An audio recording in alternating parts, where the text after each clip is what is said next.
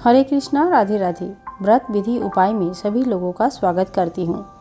दोस्तों, आज एक बहुत ही मन को छू लेने वाली लड्डू गोपाल जी की कहानी लेके आप सभी के सामने मैं हाजिर हुई हूँ। ये कहानी हमको भेजा है दुर्गापुर से मनोरमा देवी। मनोरमा देवी कहते हैं कि उनके पास एक बहुत ही छोटा सा प्यारा सा लड्डू गोपाल जी की विग्रह है, जिनको वो बहुत प्यार से रखते हैं। उनको नया नया पोशाक पहनाना, उनको नया नया स्वेटर पहनाना और उनको अलंकार वस्त्र आदि से अलंकारित करना, श्रृंगार करना उनको बहुत पसंद है। लड्डू गोपाल जी के साथ ज़्यादा से ज़्यादा समय बिताना मनोरमा देवी के जीवन का एक हिस्सा ही जैसे बन गया है। ऐसे में एक दिन उनके घर में मनोरमा दीदी के दीदी और उनकी छोटी सी बेटी पिंकी घूमने आई है। पिंकी को भलीभांति पता होता है कि लड्डू गोपाल जी क्या है, कौन है ये लड्डू गोपाल जी, राधा रानी कौन है, क्योंकि उनके घर में बाल स्वरूप राधा रानी और लड्डू गोपाल जी की पूजा डेली बेसिस पे होती है। और पिंकी उम्र में बहुत छोटी है, पर उनको लड्डू गोपाल जी की बहुत कृपा है उनके ऊपर।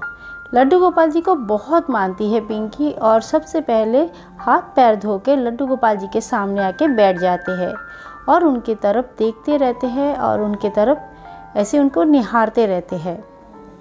देखते देखते अचानक से पिंकी बोली, मौसी, तुम्हारे लड्डू गोपाल जी बहुत सुंदर है, पर तुम्हारी राधा रानी लड्डू गोपाल जी से भी ज़्यादा सुंदर है। यह सुन के मौसी को कुछ समझ में नहीं आया और मनोरमा जी ने कहा कि पिंकी, अच्छे से देखो, हमारे घर में सिर्फ लड्डू गोपाल जी है और इनके पास कोई राधा रानी नहीं है।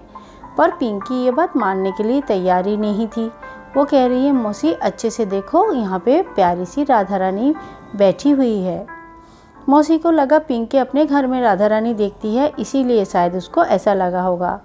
इस घटना के थोड़े दिन बाद मनोरमा जी के घर पर एक सन्यासी आते हैं और सन्यासी को अच्छे से बैठा के उनको भोजन आदि करके मनोरमा जी बहुत ही उनका सत्कार करते हैं। और इसके बाद सन्यासी ने जब देखा मनोरमा जी के घर में लड्डू गोपाल जी को, तो कहे कि आपके घर में लड्डू गोपाल जी बहुत सुंदर है और राधा रानी जी के स्वरूप तो इतनी सुंदर है कि मैंने ऐसा विग्रह पहले कहीं नहीं देखा। आपने ये विग्रह कहाँ से लेके आए? यह सुन के मनोरमा जी बड़ा अबाक हो गए और कहने लगे कि महर्षि, हमारे घर में खाली लड्डू गोपाल जी है और इनके साथ कोई राधा रानी विराजमान नहीं है। पर महर्षि कहने लगे कि मैं तो साफ साफ देख रहा हूँ कि इनके साथ जो आपके लड्डू गोपाल जी है उनके साथ राधा रानी भी विराजमान है। ये सुन के मनोरमा जी अपनी छोटी सी पिंकी की बात भी महर्षि को बताया और बोले, थोड़े दिन पहले ऐसे ही बात बिल्कुल छोटी सी हमारे घर की पिंकी ने भी बोला। यह सुन के महर्षि कहते हैं कि आप जल्द से जल्द राधा रानी की सेवा ले आओ और राधा रानी की बढ़िया सेवा करो। राधा रानी की ऐसी कृपा बहुत कम लोगों को मिलती है।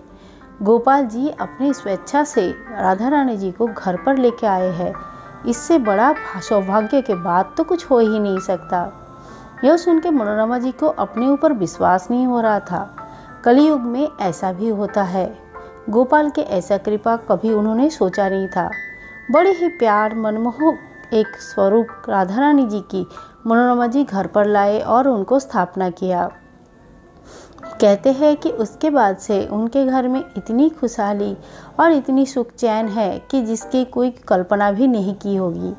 लड्डू गोपाल जी और राधा रानी दोनों बाल स्वरूप में मनोरमा जी के घर पर स्थापित है और नित्य सेवा, नित्य पूजा, भोग आदि सारे व्यवस्था मनोरमा जी खुद अपने हाथों से करते हैं।